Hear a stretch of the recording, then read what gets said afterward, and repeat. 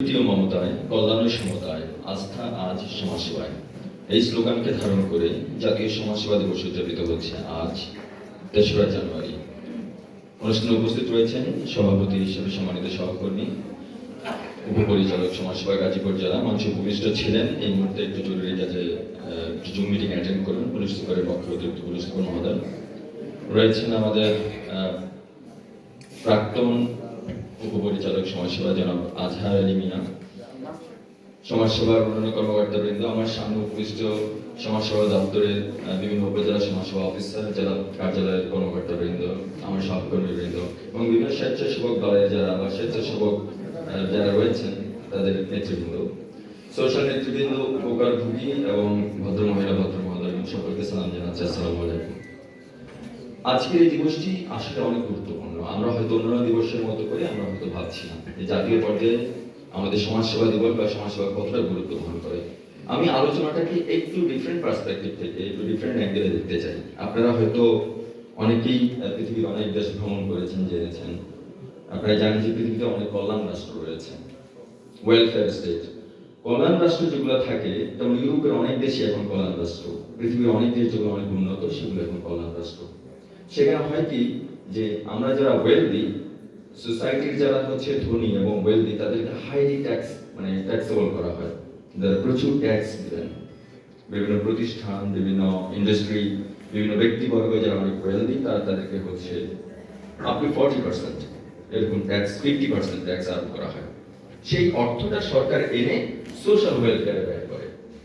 তো social welfare ministry বাংলাদেশে মনে হচ্ছে অতটা মানে খুব একটা বড় মিনিস্ট্রি মনে হয় না compare to ministry of industries, ministry of commerce, ministry of finance, অন্যান্য মন্ত্রণালয়ের তুলনায়। কিন্তু পৃথিবীর অনেক দেশেই সমাজ কল্যাণ মন্ত্রণালয় one of the biggest ministries, কারণ তাদের এখানে হচ্ছে যে এই দেশগুলো ওয়েলদি। তাহলে আমাদের এই বাংলাদেশের জার্নিটা কোথায়? আমরা কি হতে চাই? আমরা তৃতীয় বিশ্বের দেশ থেকে একটি উন্নয়নশীল দেশ, একটি উন্নত দেশে পরিণত হতে চাই। আমাদের চোখের সামনে এক্সাম্পল হিসেবে আমরা কোন কোন দেশগুলোকে দেখাই? আমরা ইউরোপ, আমেরিকা, সিঙ্গাপুরকে দেখি। আমাদের রাস্তাটা কোন দিকে? যদি আমরা আমাদের ভবিষ্যৎ ভূত সেই বিষয়গুলো এবং বর্তমানকে বুঝতে পারি, তাহলে বুঝতে হবে যে সমাজসেবার একটি সামনে চমৎকার ফিউচার রয়েছে। আপনারা যারা কর্মকর্তা রয়েছেন, আমার সহকর্মী রয়েছেন, আপনাদেরকেও বলি যে এটি one of the biggest ministry হবে এই বাংলাদেশে।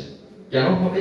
কারণ আমরা আমাদের যে আগে যে আমাদের জিডিপি গ্রোথ ছিল, আমাদের যে ন্যাশনাল ইনকাম ছিল, সেটি চেঞ্জ হতে হতে এখন একটি পর্যায়ে এসেছে। তো একটি ক্রমবর্ধমান ধারার মধ্যে আছে, তাই না? তাহলে কি হবে? আমরা একটি মধ্যমায়ের দেশে পৌঁছাবো, একটি উন্নত দেশে পৌঁছাবো। তখন আমরা আমাদের ওয়েলদি মানুষ থাকবে প্রচুর, ওয়েলদি ইন্ডাস্ট্রি থাকবে প্রচুর, আমাদের ট্যাক্সেশন হবে প্রচুর, এবং সেই অর্থটা পুরোটাই সমাজ কল্যাণে ব্যয় হবে। এবং এই ব্যয়ের ভার বহন করতে হবে আপনাদেরকে।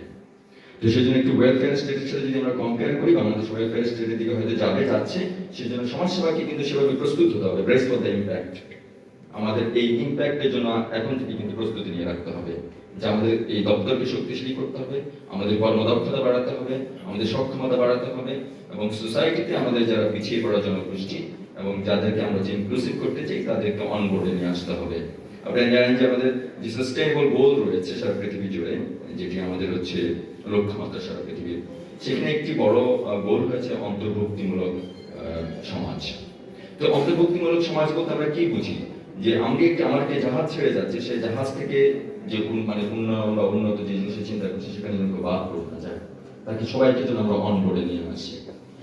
এখানে আমি আলাপ আলোচনা এসেছে অনেক পিছিয়ে পড়া জনগোষ্ঠী, অনেকে হচ্ছে ফিজিক্যালি ডিসেবল, অনেকে বয়স্ক, নানানভাবে নানান ডিসেবিলিটিকে আনা হয়েছে। তার কাউন্টার প্রোডাক্টিভিটি, কাউন্টার পার্ট রয়েছে। আপনারা জানেন যে প্রতিবন্ধীদের মধ্য থেকে যার যেই প্রতিবন্ধকতা রয়েছে তার অন্য সেন্সটি কিন্তু তার চেয়ে অন্য অনেকের চেয়ে অনেক বেশি স্ট্রং। আপনি হয়তো জানেন না যে মানুষটি দৃষ্টি প্রতিবন্ধী, তার কল্পনা শক্তি অনেক প্রবল। যে ব্যক্তিটি হচ্ছে, আপনার নাম শুনেছেন হেলেন কেলারের, তিনি ছিলেন ডেফ অ্যান্ড ব্লাইন্ড। হ্যাঁ, উনি কানেও শুনতেন না, চোখও দেখতেন না, বাট এমন এমন সৃষ্টিকর্ম রেখে গেছেন যেটি আপনারা কল্পনাও করতে পারবেন না। তার লেখা বই অনেকেই পড়ছেন, তাই না? আপনারা স্টিফেন হকিং এর নাম শুনেছেন। উনি একটা হুইল চেয়ারে বসে সারা পৃথিবী সম্পর্কে, কসমস সম্পর্কে ধারণা দিতেন। ঠিক আছে? যে এরকম আমি যে গল্প শুনছিলাম যে চেষ্টা করে প্রশাসন ক্যাডারে চলে এসেছে একজন প্রতিবন্ধী মানুষ। আসলে মানুষের চিন্তার গভীরতা, সেখানে তার কোনো হয়তো প্রতিবন্ধকতা নেই, তার প্রতিবন্ধকতা হাতে পায়, তার চিন্তাতে কোনো প্রতিবন্ধকতা নেই, তার ড্রিম, তার দৃষ্টিতে, স্বপ্নে তো কোনো প্রতিবন্ধকতা নেই, সেটিকে কেন রাষ্ট্র কাজে লাগাবে না? রাষ্ট্র তো সেই দর্শন, সেই বুদ্ধিকে ডেফিনেটলি কাজে লাগাবে।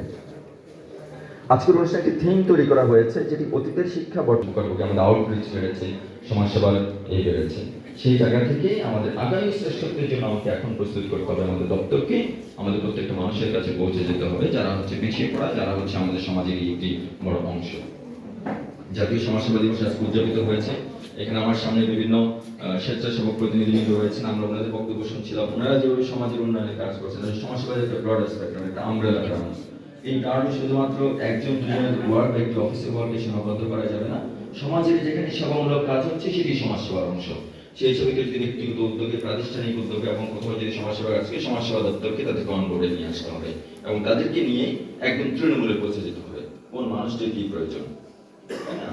তো যে মানুষটি বয়স্ক হয়ে হাতে পায়ে চলতে পারছেন না, তার প্রতিবন্ধকতা হয়তো আপনি মনে হচ্ছে হাঁটতে পারছে না, বাট তার যে এক্সপেরিয়েন্স, তার যে দীর্ঘ সময়ের যে অভিজ্ঞতা, সেটিকে কেন রাষ্ট্র কাজে লাগবে না? পৃথিবীর অনেক দেশে আছে রিটায়ারমেন্ট বলে কিছু নেই। আমি একজনকে শুনতেছিলাম, উনি রিটায়ার্ড হয়েছেন, উনি কাজে যুক্ত থাকতে চান, বীর মুক্তিযোদ্ধা, যে উনি এখনো কাজে থাকতে চান। পৃথিবীর অনেক দেশে রিটায়ারমেন্ট শব্দটি নেই। আপনি জাপানে যান, আপ টু 80-90, মানে যতক্ষণ পর্যন্ত তিনি কর্মক্ষম থাকবেন, যতক্ষণ হাত পা সচল থাকবে, যতক্ষণ চিন্তা সচল থাকবে, তখনই শুধুমাত্র আমরা বেঁচে আছি।